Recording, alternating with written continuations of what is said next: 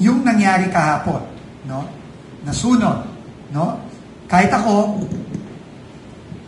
kung ano yung initial reaction ng mga kababayan natin, yun din ang reaction ko. In fact, tumawag ako kagad kay Yusek Ato, tumawag ako kagad kay Yusek Lara to find out ano nangyari, ano ang nasunog. And in the course of the day, unang-una, no, I think the fire was put under control after 2 hours? 30 minutes. So, less than an hour, na-control na yung fire. Mamaya, ulitin na namin yung initial report ng Bureau of Fire and Protection na ginabas, I think, kagabi. Pero pinaka-importante sa akin, Gage, is yung rason. No? Kasi kahit ako, kagaya ng mga kababayan namin, kaming lahat dito, no?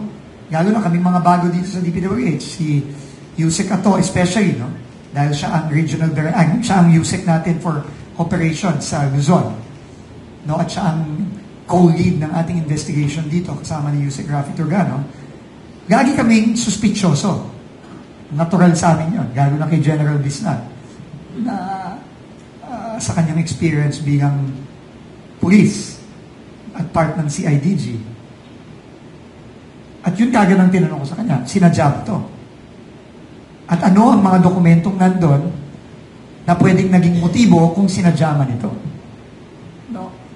So, we are here today to give you facts. Okay? We will give you facts that we have now.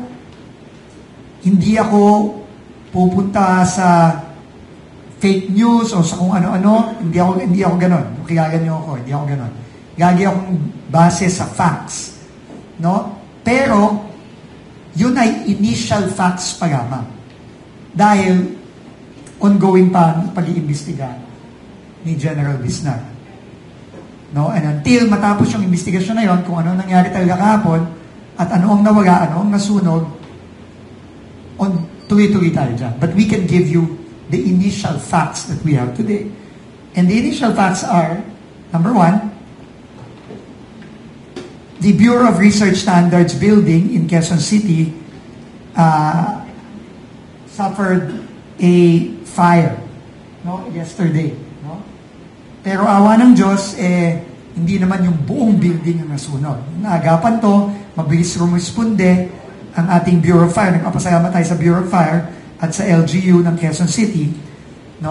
Kay Mayor Joy, nagpadala kagad ng mabilis na response, no? Napatay yung sunog in less than an hour, no? I think within 30 minutes napatay yung sunog, no? About an hour, no? A little less than an hour. Okay, ang Bureau of Research Standards, para alam nyo lang, ito ang division ng DPWH na nag-aaral, no? Siya ang nagpo-provide ng mga studies para sa iba't ibang mga proyekto. Hindi siya parte ng implementasyon ng proyekto, no? Mamaya papasalitain ko ng konti si OIC Yusek Lara para to give you some background, no, about that. And also, I want Yusek Lara to also run down the documents that were there because we want to be transparent with the public. Ano ba yung mga naapektuhang mga dokumento, no?